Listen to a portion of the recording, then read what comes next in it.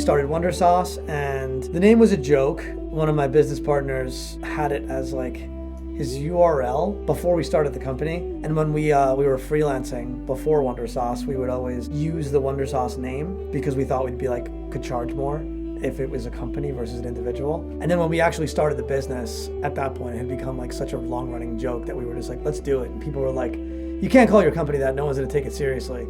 And here we are 15 years later, and it was 2 of us, 2 weeks later 3, and then 4, and fast forward 4 to 5 years, there was like 100 people, just like hockey stick growth, just like wild. My name is John Sampogna. I'm the CEO and co-founder of Wondersauce.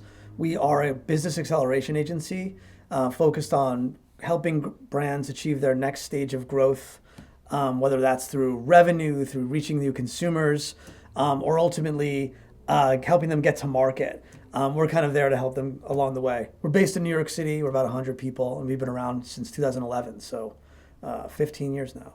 First of all, thank you so much for taking the time to come on. I'm looking forward to hearing the story, and I'm really looking forward to kind of the nuances of your industry, just because kind of what you said, even just in the 30-second intro, I think that there's a lot to break down there. And I think that the first question I have is what kind of company would benefit from your services, and when would they benefit from your services?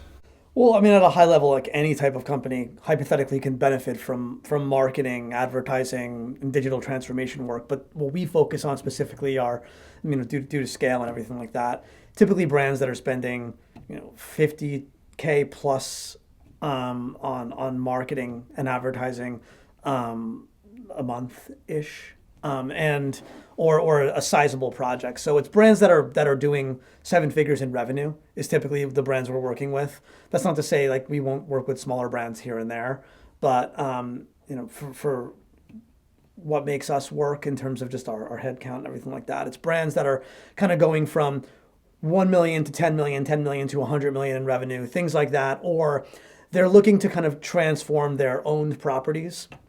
Things like their websites, their apps, their mobile experiences, things like that. They're looking to kind of like upgrade that to something more scalable that can take them to the next level in terms of just brand perception. So we do a lot of that type of work. And then on the revenue acceleration side, it's a lot of creative media, both on the paid and earned side, to just drive growth. So how does it differ than just straight marketing company?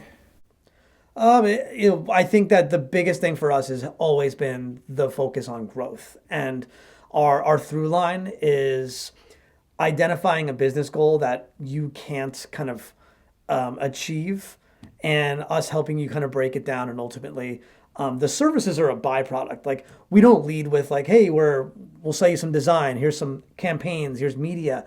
That's part of it for sure. But we want to understand what makes you tick as an organization, who your customers are, and then ultimately like create something custom for you that we think will actually, be a solution for your goal.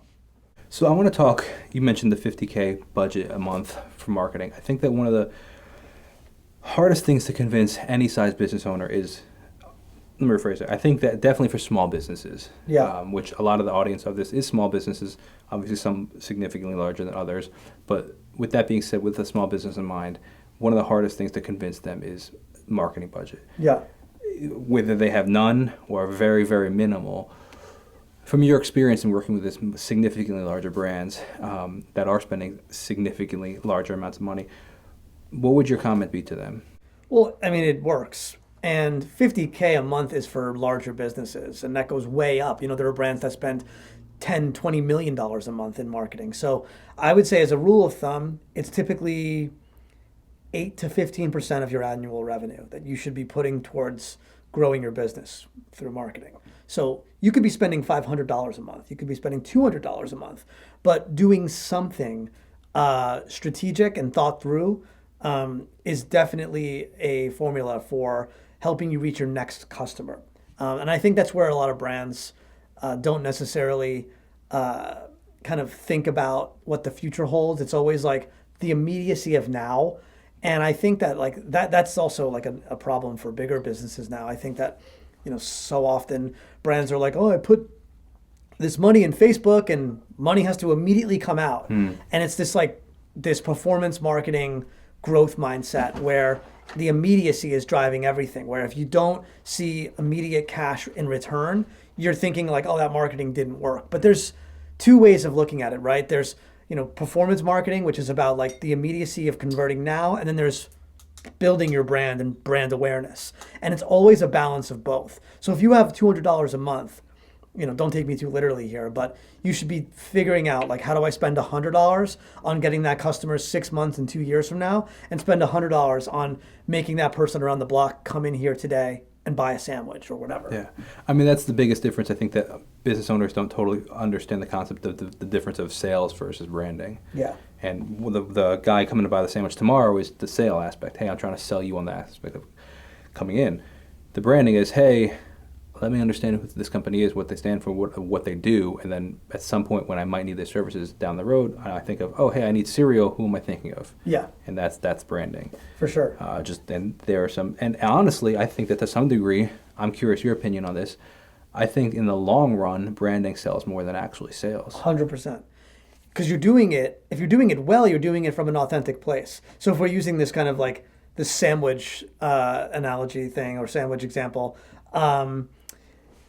you could obviously take your best-selling sandwiches and photograph it really well and blah, blah, blah, and, put it on Instagram. You can buy $100 worth of media and target everyone within a mile that likes food, and you can drive immediate sales, and that could work.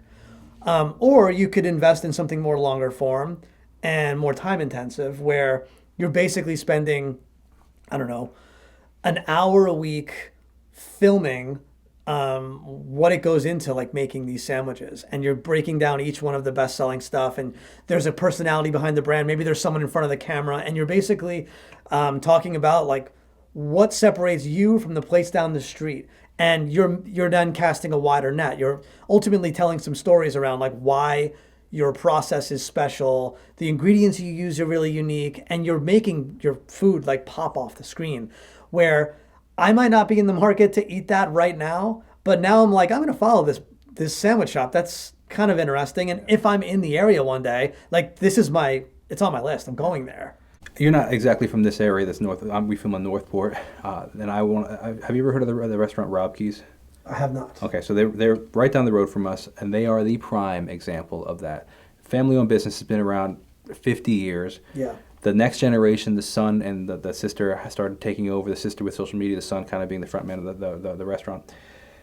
They started putting themselves on social media, but not just like, hey, look at this sandwich, or hey, look at this steak, hey, look at this, It used to be the place 20 years ago where like my mom and dad would take the family, hey, let's go on a, mom and dad's anniversary, like nothing too special, but also like where you'd go with Sunday lunch with the family. Now you go in there and it's there's a line out the door. There's 50 people just waiting in the parking lot, all because they created this brand of like, it's not just, hey, buy the sandwich tomorrow. It's, hey, this is who we are. This is what we do. This is what makes us different. This is what makes us special. And even just telling stories. Oh, when I was a kid, I used to sit here. My dad used to get so upset because I did this, and just telling. And people like now, exactly like you said, they might not want a sandwich today, right here, right now, but they're coming from Greenport to get the sandwich because they saw it online, and now they're like, wow, you buying it from the people, not necessarily for the product. Exactly, and they're doing it, I'm sure, in a very authentic way, where maybe 50 years ago, their parents were really successful because the food was great, but the hospitality was amazing. And when you walked in, they would know your name, what you like to order, all that good stuff. So what the kids are doing is just taking the same thing that made them successful in the past and using modern channels to tell that same story and expand it. And like, what does that look like if you go beyond the business that they own, right? Their own property, meaning the restaurant. Like, can they start featuring other restaurants in the area or beyond the area who are doing similar things and kind of lift them up together? Understanding that like there's a lot of meals people need to eat. Even though we might be competitors one day, we can lift this together by saying, look, we do this really well, so do you. Together, we could kind of create bigger pieces of content that tell bigger stories and create a whole platform around this industry that we're doing. Yeah. So there's a lot you can do with content right now. There's I always say there's content everywhere, but there's a shortage of like really good content. So if you have a good story, tell it. I mean, and even that though, like good is subjective, you know. Right. And I think that so many people, so like, oh, I don't have a good story, so they won't share anything. And like in reality, they probably have something good and interesting to share, and they're robbing themselves of the opportunity. My question for you is, in your industry and how you service businesses, whether before they come in or after they're in, and you realize that, like whether they realize they need the help or not necessarily, is where do businesses get it wrong? What are they doing wrong that you're like, hey, let's pivot and adjust to get it right? Oh, it's a lot. And it's all one of these things that like these companies didn't just one day wake up and decide like we're gonna do everything the wrong way. It's all small decisions that lead to a place that's less than ideal, and those small decisions could have been starting from a really good place, and slowly over time the market changed, the consumer changed, the competition changed, and they didn't identify it, and they kind of have gotten themselves into a bit of a situation. So I alluded to this earlier, but I think the biggest thing brands are going through right now is there's a shift on they're focusing way too much on lower funnel marketing tactics. Things like performance marketing, where it's like that mentality I described of like money goes in to Meta, to Google, etc., and I need money to come out today. And that mindset is dangerous. So I really believe that habit was built during COVID, where everyone was home and people were seeing exponential returns on performance marketing because we were living on our phones. It was our source of connecting with people outside of our homes. And you were seeing brands build their marketing strategies through these big companies, Google, Meta, et cetera, which are great. They're great at converting, don't get me wrong. But they started divesting in brand building. And they've got to the point where they've gotten so good at, short form video, static, all that stuff to basically drive clicks and add to carts and all that stuff, that they've completely stopped the storytelling aspect of the business.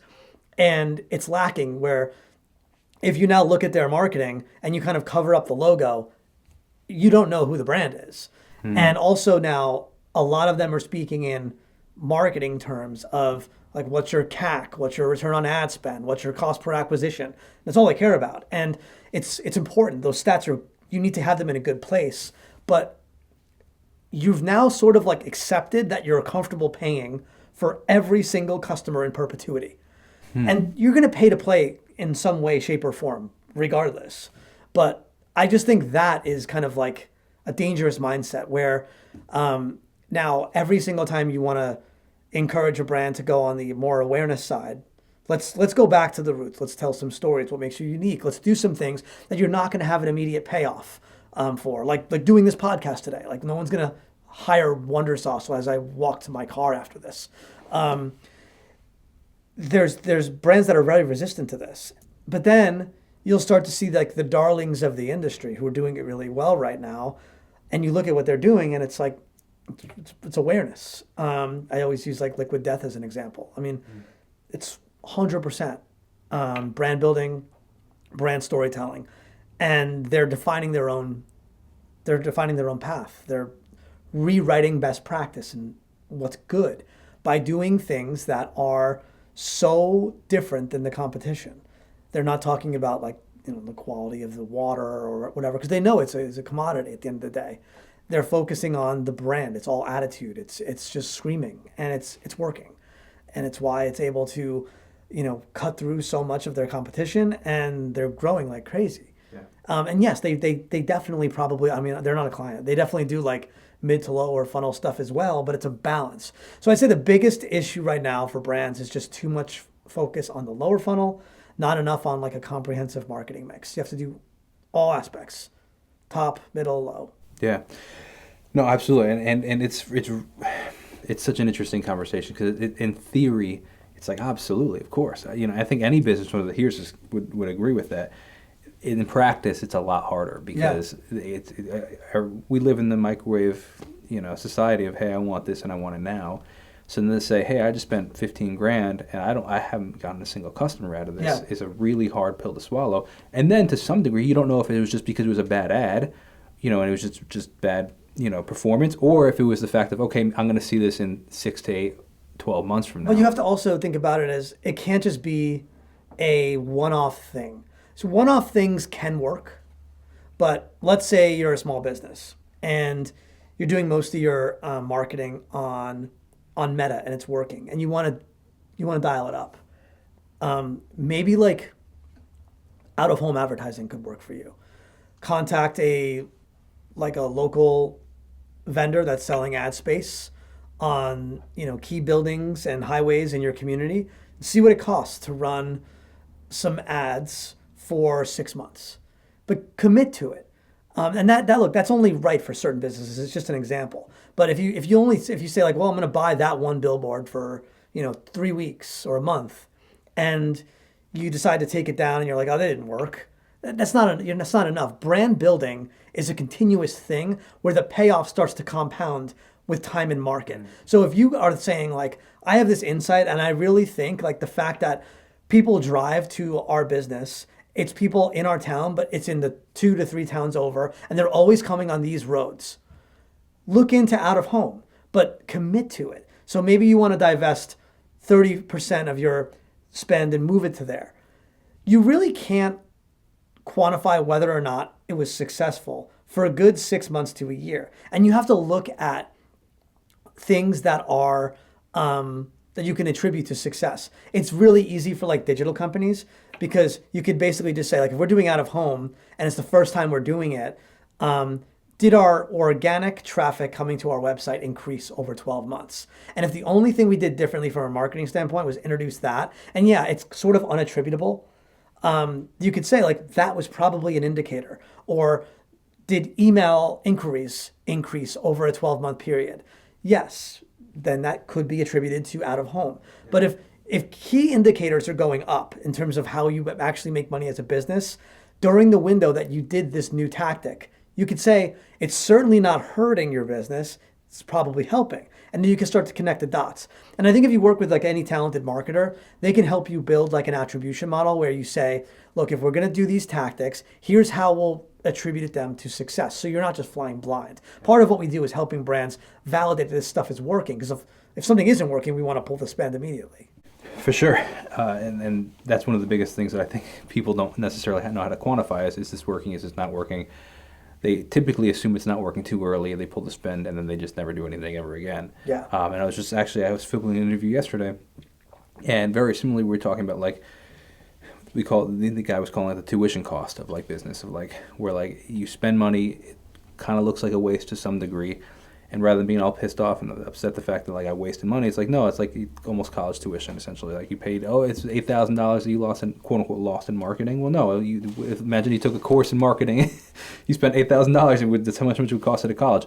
And I think that to some degree, and we were talking about like running ads and stuff, and I'm running ads, for example, for this podcast at the moment.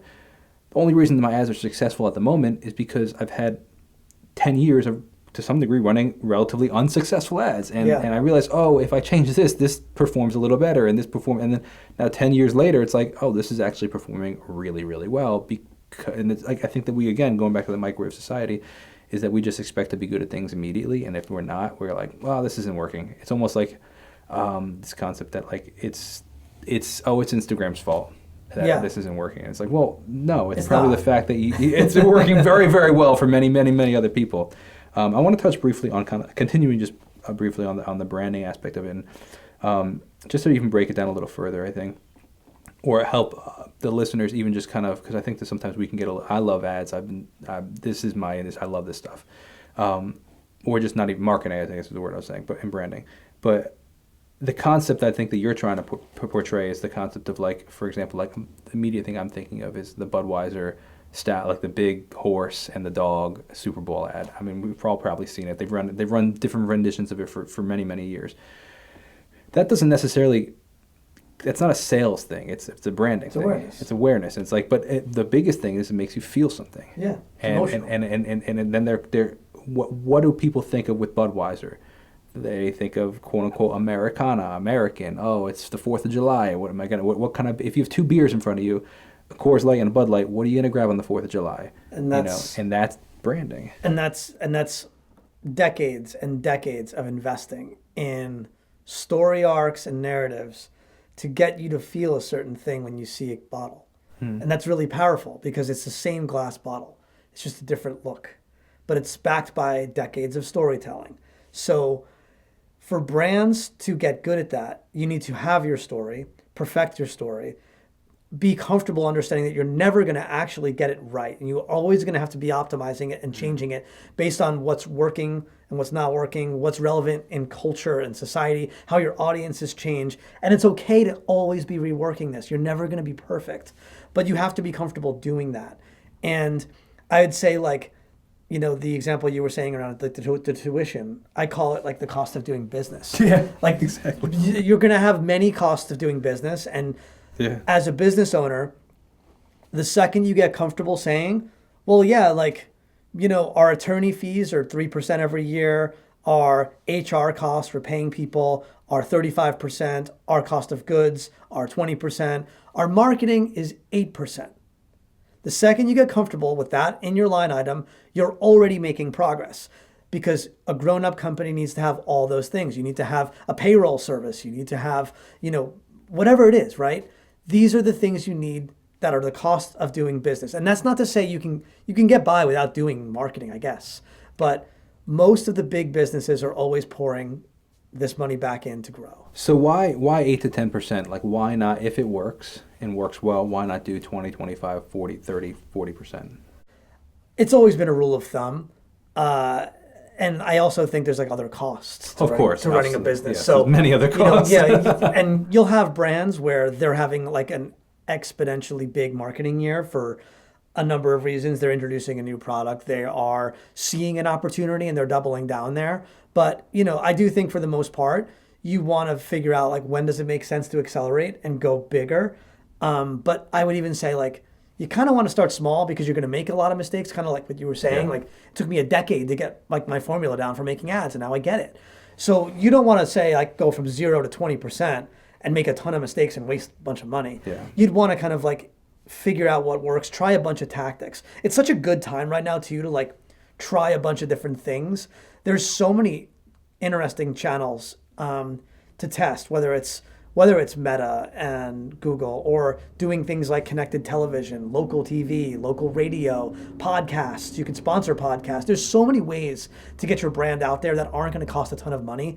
And you can actually build like a really well-rounded marketing mix. And you'll be able to then like figure out what's working, what's not working. Where are you seeing like big returns? You might think like, oh, like who actually listens to local radio? And then all of a sudden you do a small local radio buy and you end up getting like 6 customers in 2 weeks. And you're like, whoa, like that's really interesting. What if we just keep that going? Yeah. So there's a lot. I want to pivot to a bit more of your story now. So how did you where did Wondersauce come from? First of all, where does the name come from? And then also what's your journey? Where did the company start from? The name was a joke. One of my business partners had it as like his URL. Before we started the company, someone had his name. So he was housing his design portfolio on Wondersauce.com. And when we were freelancing before Wondersauce, we would always use the Wondersauce name because we thought could charge more if it was a company versus an individual. And then when we actually started the business, at that point, it had become like such a long running joke that we were just like, let's do it. And people were like, you can't call your company that. No one's going to take it seriously. And here we are 15 years later. And I'm not sure if anyone takes it seriously, but it's a good name because people remember it. There's no question about that, absolutely. It's always worked for us. So it was a funny journey. But my story, similar actually to yours. I grew up playing music, playing guitar. I wanted to do something music related in my profession. I went to school. I studied music as a minor and like media and stuff like that, and liberal arts. And I wanted to work in music business. I was working for a record label during my senior year of college. I liked it, and I thought it was really interesting, but it wasn't quite what I thought it was. I thought like you could like hang out in like Alphabet City and find the next Strokes, and that would be awesome. And it's way bigger than that and different. And I didn't necessarily want to invest in my career in that industry. I also thought like at the time I was like, oh man, like Spotify and downloading music was becoming more and more of a thing. This was back in like the early aughts. I'm old now. And I was like, maybe not the best time to like pour, 60 hours a week into this industry if it's going through a bit of a transition. And a lot of my friends were designers, developers. And I remember one night, one of my buddies was like, you'd be like interesting at an agency. And I didn't know what an agency was. I knew of the idea of marketing and advertising and everything, but I never studied it or really wanted to work in it. But the more I learned about like the agency model of kind of like helping brands with things, whether it's building campaigns, building websites, whatever, I thought like that could be fun. I kind of grew up on the internet doing things. I could help with that. So I ended up taking a job as the executive assistant to a CEO of like a 300-400 person agency based in New York and Los Angeles. And I worked under him for like 8 months. And I got to sit in his office, listen to his phone calls, read his emails. And I really learned the business through like the lens of a CEO. So I learned it from like the structure of a business, the structure of like what it takes to run an advertising agency. And that was my intro. So I did that for like 8 months. I ended up getting promoted. I did a bunch of like, I was a producer. I would do like client services. I would do digital strategy. So a lot of different jobs, right? And after 4 years, I moved on to a smaller company and I ended up meeting my future business partner. And by the time we were in our mid-20s, we thought we knew like way too much. And we were always like questioning the decision of our employers. Like, why would they structure the process this way? Oh, I really dislike the way they write their contracts here. Why did they take on that client? Why don't we do more of this work? And you end up like pouring so much energy into trying to fix companies that you don't control and own. And we were always like, well, one day we're going to start a company. One day. And we ended up just doing it like sooner rather than later. So we were both like 26, I think. And we started Wondersauce, and it was two of us. And then, I always say like it was the most responsible growth story you could have when you're being completely irresponsible. So it was like two of us, and then there was like 2 weeks later, 3, and then 4. And fast forward 4 to 5 years, there was like 100 people. We had 2 offices, and it was just like hockey stick growth, just like wild. It was such a moment in time from, 2011 to 2016, just insane growth. Yeah. How do you land the first client? Very easily. We had this exercise where when we were talking about whether or not we wanted to actually start the business, we were saying like, well, look, like we have jobs and we can freelance here and there to make extra money. If we got rid of our jobs, which were paying us pretty well, what would occupy 8 hours of our day? What would we do? And we had this really innocent thought, like, what if we write down every single person that we know and that could be like 1 or 2 connections removed? Let's put it into an Excel sheet that they may work with us. People that are, friends, family, first connections, maybe second connections that we'd feel comfortable reaching out to, and it would make sense, obviously, not just like our grandparents, like people that like would maybe need our service. They work in brands, they work at startups, whatever. Let's write them all down. And I think we had like 50 or 60 people on a list.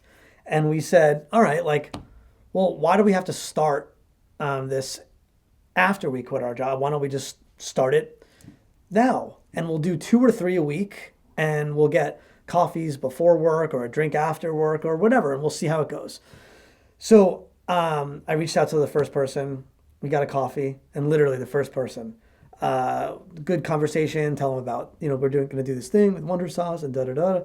And then we ended up getting I got an email back later that day. Hey, like, got this client, they're looking for this. Are you interested in submitting a proposal? And I was like, is this for like Wondersauce? And they were like, yeah, that thing you were telling me about.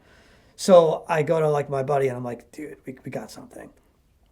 We have to like stay up all night writing a proposal. So we like write this whole proposal. We do like designs, we write strategy out. It's like a 40-page deck. It's ridiculous. Beautifully done. We send it over to him the next day and we're like, whew, hit send. We're like, oh my God. All of a sudden we get like an email back like 30 minutes later. And it's like, cool, this looks good. When can you start? It was like one of those things where you're looking back and you're like, this is such a budget threshold where it was not even like a big deal for this brand. And like we overshot it, and they were just like, "Whoa, crazy! Okay, you can work on this." So like that was it, and it was as simple as, you know, emailing people that may give us work and would take a meeting because they know us. We had our story, we had our why we're different, all that stuff, and it worked. And I think we got like 3 or 4 down the list before we were just too busy working with like 2 to 3 clients. And then it was all about like delivering killer work. And by delivering killer work, you get referrals and word of mouth. And that literally drove the first 5 years of Wondersauce. You made a comment that what makes you different. That's what you were saying. So what is it that actually makes you guys different? At the time and still to this day, I believe like we're a dynamic organization that doesn't view our services as anything precious. Our mission statement was always like, we grew up with the internet and the internet grew up with us. I'm 41 years old. I remember a pre and post internet world. I remember going to like typing class in elementary school. Yeah. I remember one day one of those computers had the internet, and then I remember soon after begging my parents for like AOL, and I remember like middle school like being with my friends on like Napster and LimeWire and chat rooms and stuff like that. I remember college pre and post Facebook. I remember we got it in 11th grade, my school. I remember my 20s, like the app economy as the iPhone came out and all these apps hit the web. We were kind of like navigating that.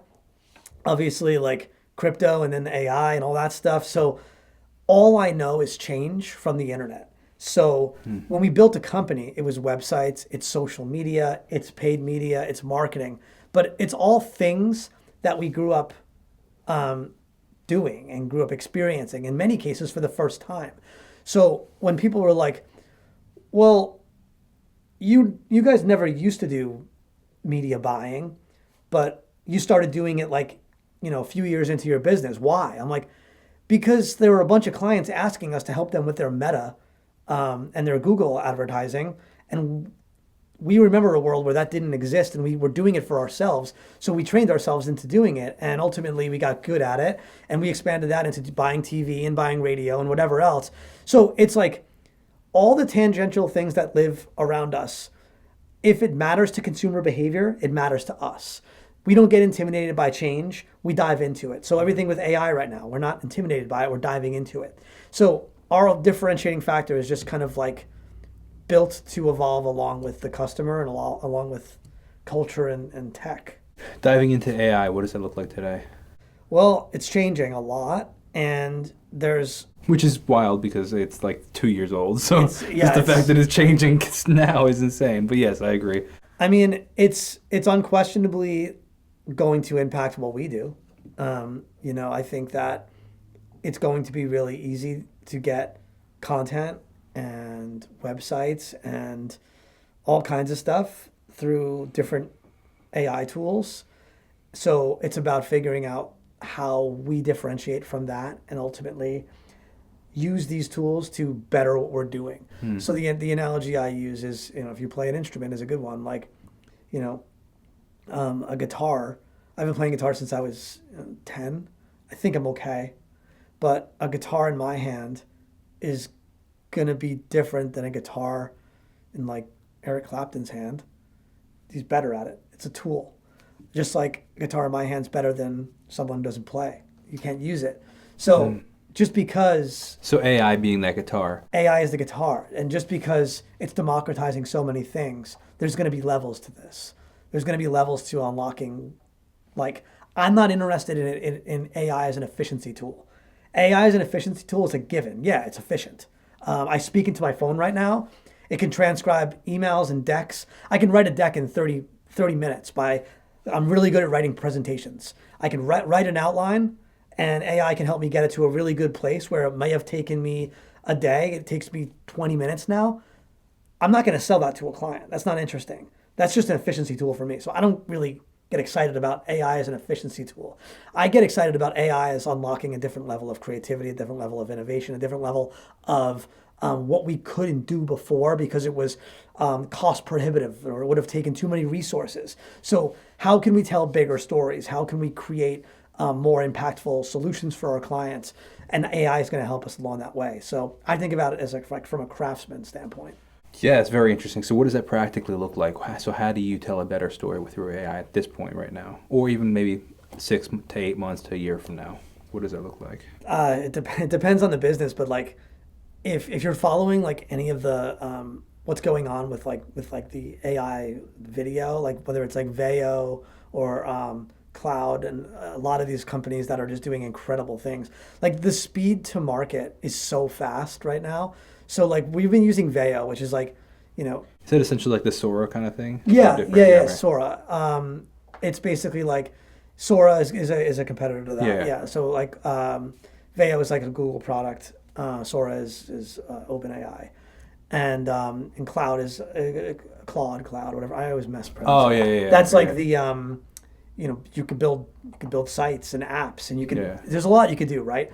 So if we're talking about video, you could start to like test what it could look like to build your own like 30-second spot and get really good at like prompting and editing to ultimately get the right type of kind of story. Yeah. And it's really interesting. And then like let's say you start feeding it like content you already have. So you can almost start taking a piece of content you have and how can you extend that and get like a second life, a third life, a fourth life out of it, where you still might go and spend $10,000, $15,000 doing a physical shoot. But now the expectation is that shoot is not just going to get us for the spring season. It's going to get us spring, winter, fall. So that 15K is going to stretch way longer. So it's a lot of that. It's a lot of like, what can you use as like AI only to kind of figure out what might work for your brand. And that might be a little gnarly. It's still a little early there. But then it's like, what's a plus up scenario where you start taking your content, your story, and you start pouring that in and ultimately using it to, you know, get a lot more out of it. Yeah. It's very, very interesting. And just a caveat to that is something that I've been like thinking about for a long time. I don't know if it's totally there yet, but I think the really interesting industry that this might disrupt is like the actor industry. Oh yeah. Because I'm really curious, like from a marketing perspective, and like almost creating an agency of the AI influencers. Like It's already a thing. yeah, I mean they're not. I don't know if it's totally there yet, where it's like it's a real. I mean, are people actually doing it, where it's making money at this point? Yeah. Oh yeah. There's like an AI influencer that is making like, oh, I forgot the price, but it was like an exorbitant amount of money. But no, it's a very much a thing. Here's the thing, like the visual representation of the AI influencer is one thing.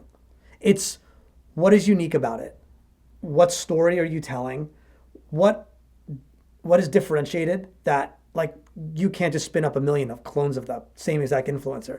It's going to still come down to like, how good are you at understanding the context of where this person should live, which brands they should be associated with, what you can offer brands to make them excited about paying you, and ultimately keeping it fresh and interesting so it doesn't just feel like AI slop. Because there's a very fine line between like really interesting and you've got extremely creative people behind the scenes, good writers, good editors, good photographers, people that are like basically the brains behind this AI representation. And then you have people that are just going to create slop, which is well, no one it's wants to very. buy that. I mean, going back to the Eric Clapton guitar, it's very much no different than the Eric Clapton to the guy that's playing in his basement. Yeah. And they're all playing guitar just at very different levels of it. Yeah, and doing it for the right reasons. Yeah. If you're just saying like, oh, I'm gonna like try and rip off the way this influencer looks and create an AI representation of it, and besides the visual aspect of it, there's nothing else, then you're not gonna make any money. No, yeah.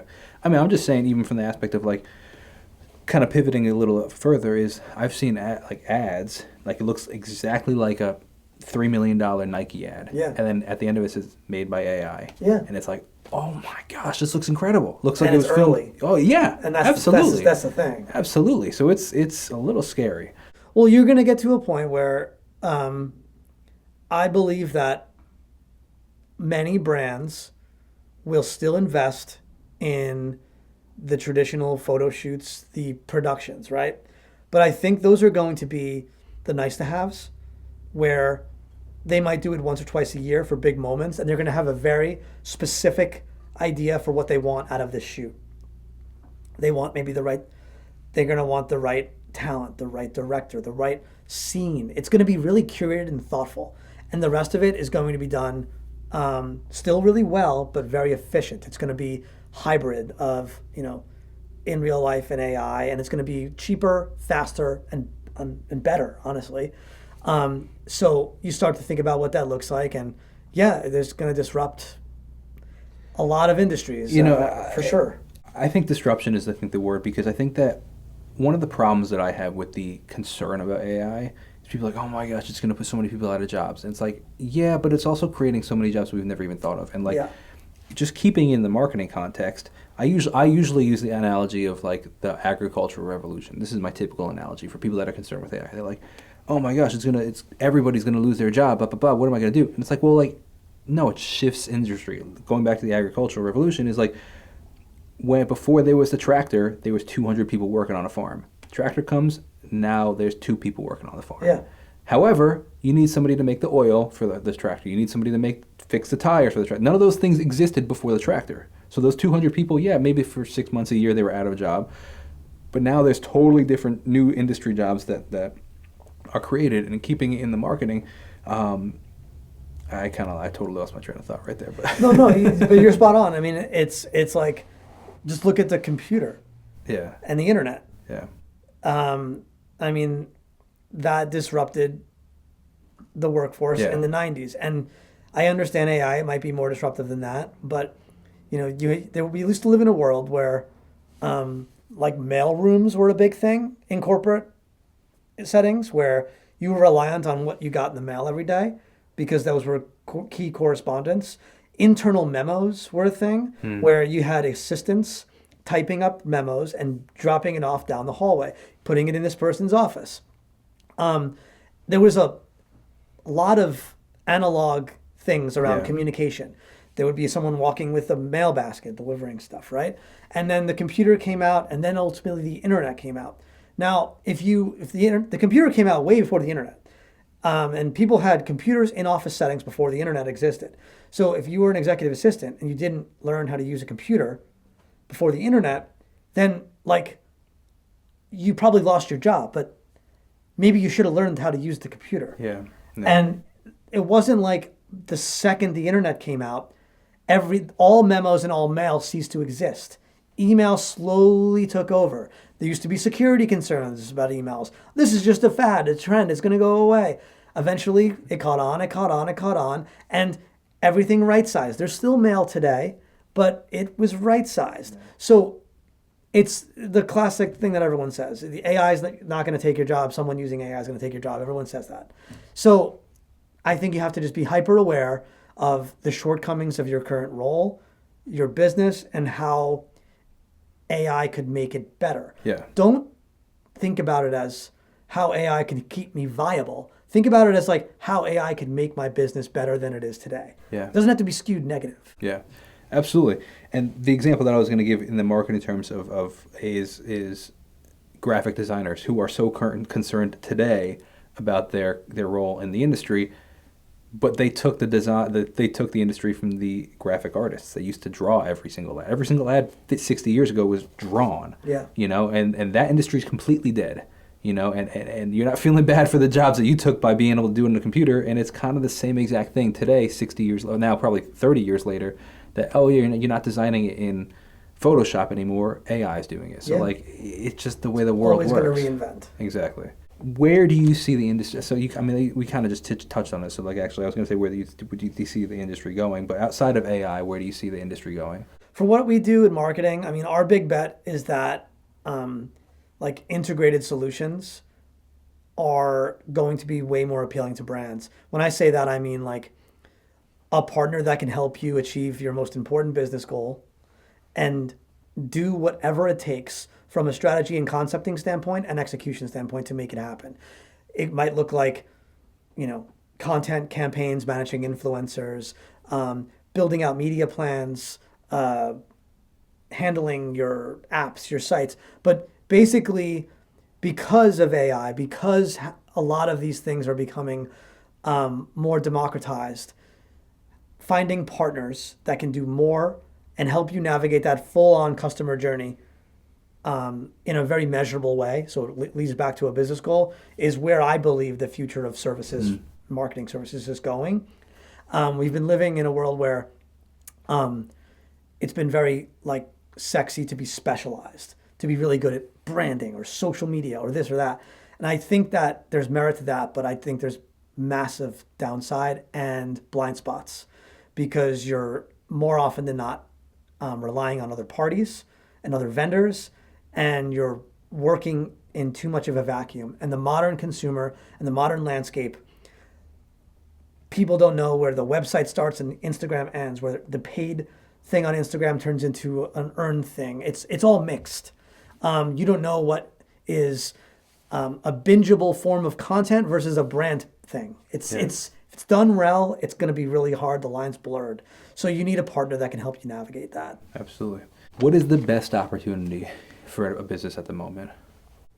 Can we be more specific about Yeah, the type just of business? like the arbitrage at the moment. Like, what are people missing that they're like, this is their, for example, like we talked about like an ad, like for example, in 10 years ago, it was absolutely and hands down Facebook ads. Facebook, yeah. No question. And now that's What is that today?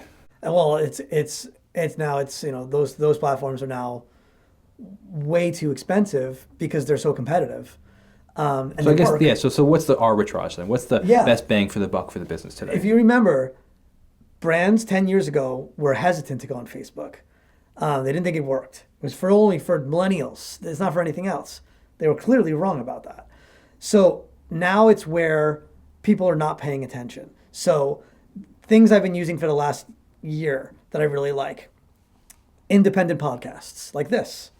It takes a lot of work, but if you can curate 20 independent podcasts, I'm talking about podcasts not part of big networks, that let's say you're a wellness brand and you go out of your way to say, I'm going to find 20 food and wellness podcasts and fitness exercise podcasts that are not tied to the big networks that I think reach my audience. I'm going to start a list. Create 20, 40 of them, whatever. Reach out to the host. Hey, I want to advertise with you guys. What do you have? Oh, well, we don't have formal packages, but like, what do you have in mind? Have that conversation 20 times. See what it costs you and see what it gets in return. You will have hosts that are incredibly excited to tell your story. Yeah. If you find the right ones, the host will say, this is exactly our audience. And you'll say, I know, that's why I reached out to you. And the host will be very confident and comfortable delivering your brand because they most likely already use the product or are in the same market as that product. So that's a big one where I think there's a lot of manual work that goes involved, that goes along with it, but the payoff will be big and it won't cost you that much money. I think another one right now, it's getting a little bit more expensive, but connected television has been a big thing. So basically spending on things like YouTube, Hulu, Peacock, Paramount, where you're basically doing 15, 30-second spots through more measurable, channels where you're getting the same impact as like linear TV, only you're getting it through, in many cases, it's cheaper. It's getting more expensive now, but I still think it's an opportunity for brands. You could definitely do it on the local level. You could buy local stuff and get a lot of impact there. Another opportunity right now, retail media networks are really big right now. So if you're trying to get the customer who, shops in Walmart or on Amazon, you could actually, like, retail media networks allow you to basically go to Walmart, do a buy through them, get access to all their advertising inventory and their data, and use that to market. So it's incredibly powerful, especially if you're already being sold in these stores. But retail media is like a very trendy thing right now. And people, it's just scratching the surface, but it's basically using first-party data around sales habits and different demographics and what they buy and consume, and able to like use that data set to very, very smartly market. Yeah, it's a really interesting industry at the moment, and like everything, ever changing. I heard a really, really interesting, I'm curious your opinion, we'll wrap it up in the next minute or two with this, but somebody was telling me, they were talking about SEO, and I was like, yeah, okay, yeah, SEO, and they were like, yeah, but SEO today is very different than SEO like 10 years ago where like you were just trying to rank on Google. And they were saying that, and this blew my mind. They were like, and I knew this because I'm the first class example that everybody search, like people don't go to Google anymore, they go to ChatGPT or whatever they're using, Grok, whatever the case is. They're like, the way ChatGPT works is it's obviously pulling information from the internet. And they were like, instead, like when you're now implementing SEO, you're actually influencing ChatGPT. And if they're looking for a specific service or business, by having good SEO, you are now ranking in ChatGPT. And I'm like, that is crazy. Well, yes and no. So tell me more. So I had this is what just the rules of SEO are changing very quickly. And, you know, whether you call it like LMO, like language model optimization, or there's like agentic, whatever, but like there's no prescribed answer to this question yet. People will say there is, but there's not. It's changing so fast. So it's definitely ranking natural language and engagement very high. So you'll see a lot, like you'll see things like Reddit get ranked high because engagement's really high. So it's looking for topics that are relevant and newsworthy that they're able to extract kind of like prompt-worthy responses in that have a lot of like consensus behind it, people talking about it, because they're validating that as like it's relevant to the news right now. And there's other factors as well, but like, you know, you could poke a hole in that and say like, okay, but that's not necessarily factual. It's Reddit or it's whatever. So there's no real rules yet on like how to rank high within large language models, but it's definitely going to shake up SEO.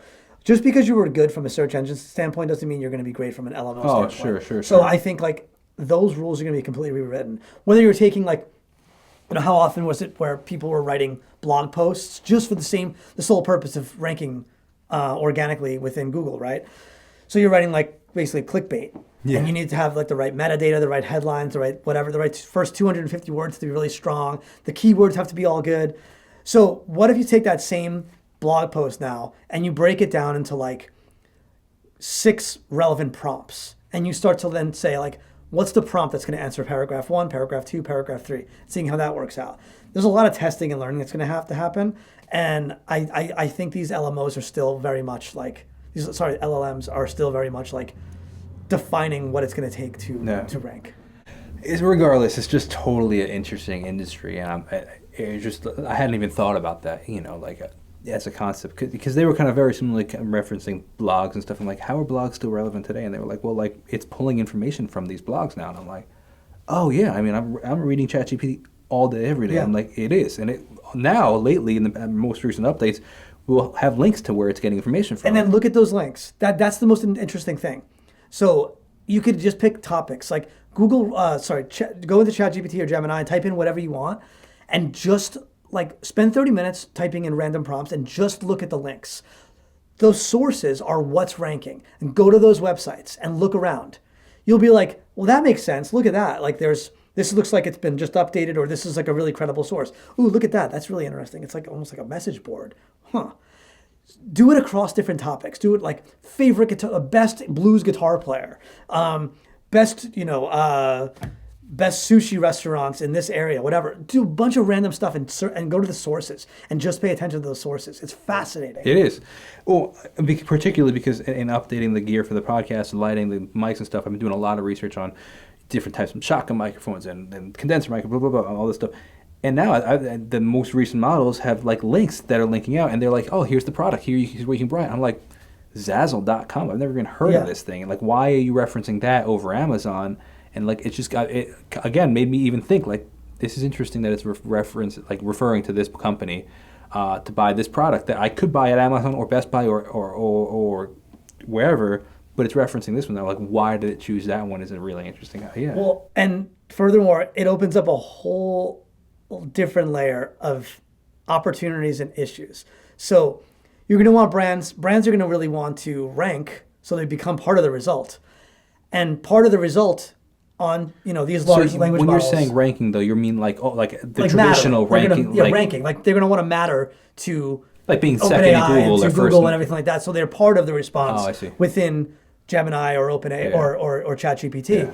Yeah. But ChatGPT eventually, and they're already like, you're going to be shopping through these. Yeah, LLMs. I already am. You're already doing it. Absolutely. So now, which is crazy to me. You're going to want to, as a brand, you're going to want to rank high, but then you have to be comfortable having them do their brand exploration through a large language model. So there's going to be a point where brands are basically saying, is our website primarily built now to index for large language models, or do we want to take the complete opposite approach and have half of our site be indexable and whatever built to conform, and the other half like throw caution to the wind, and we want it to be an experience. We want it to be something that is like dialing back to the Flash era of the internet, where it was very much like, I'm dating myself, but you go into a Flash website and it like loads and all this stuff, and there's like videos, and it's like very experiential.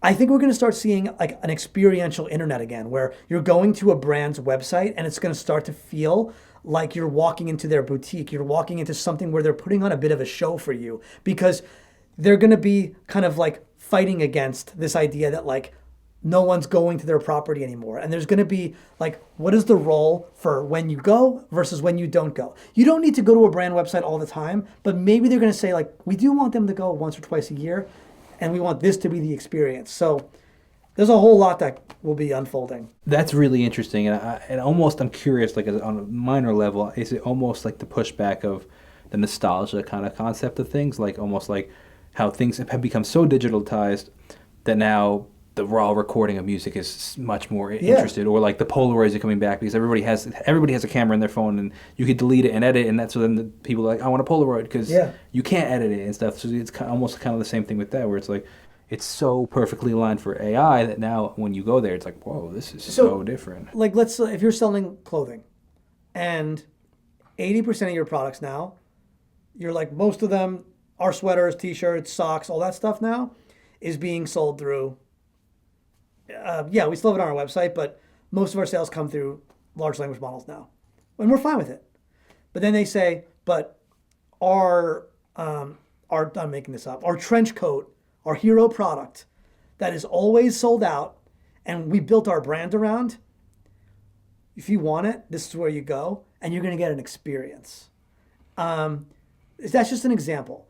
But you might go and you might be able to be featured as a model on the site and try on the trench coat. You might be able to merchandise it with different hats, different shoes, whatever. So you see how you look. Exactly how you look, because through AI, you'll be able to basically be your to avatar. spec. And you might say like, look, I don't want that all the time. I don't want that every single time I buy a piece of clothing on the internet. But when I'm buying a statement piece and a brand knows it's a statement piece, they're going to say like, let's give them a little bit more horsepower on the website and ultimately give them an experience where they may only come once or twice a year for this, but it's a lean back experience. I may be sitting on my couch, I have a glass of wine, and I'm going to shop for something. I'm going to drop $500. It's going to be awesome. That's not every single time, but brands are going to have fun differentiating what is going to be indexed and optimized for large language models, what's going to be for me. Owned properties we design, I don't care if it's best practice. I want it to be fun and unique to my customers and my business. And that's where I think we're going to actually start seeing brands having a lot more fun on the internet again. Kind of going back to that branding concept too, of like, hey, how can we stand out, tell our story, and make it unique, that it makes people remember us going forward and tell their friends. Yeah. 100%. You know, oh my gosh, the next day after did you see that dog and puppy episode? Like, man, that made me cry, kind of, that's branding. That's not like, hey, it only has 47 calories. Like, you don't really, it's interesting. But last question I want to wrap up is kind of going back to you as a business owner. In your 15 years as the business owner, what is something that you know now in your career that you wish you knew when you first started out? I always give this answer. I wish I can go back to when I first started. And experience is great, and repetition's great, life experience is great. I'm clearly more qualified now than I was 15 years ago to do what I do. But there's something amazing about being blissfully naive and figuring out as you go and not being overly risked on every scenario that you encounter. Right now, I'm like, there's an issue here, don't do that. That's an issue, don't do that.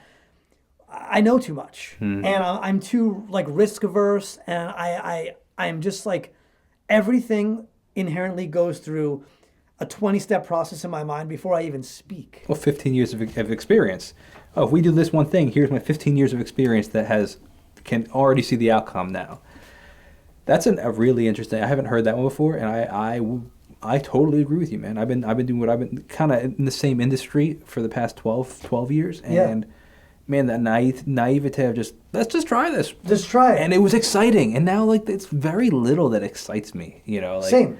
And there's something like blissfully beautiful about saying, I'm just going to create an Excel sheet of 50 people I may or may not know and see if they want to get coffee, and I'll tell them about a goofy company called Wondersauce. Yeah. And it might work. Yeah. And like, now I'd be like, dude, what are you explaining to me? That's so common sense. But like, it doesn't have to be that complicated. It could just be that simple, and it may work. Yeah, it is, man. Well, it was a real pleasure hearing your story. Thank you so much for taking the time. I'm really looking forward to seeing where Wondersauce ends up going in the next 15 years. Yeah, thanks for having me. And just as the industry evolves and just stuff like that. But thank you so much. It was a pleasure. Yeah, good to meet you.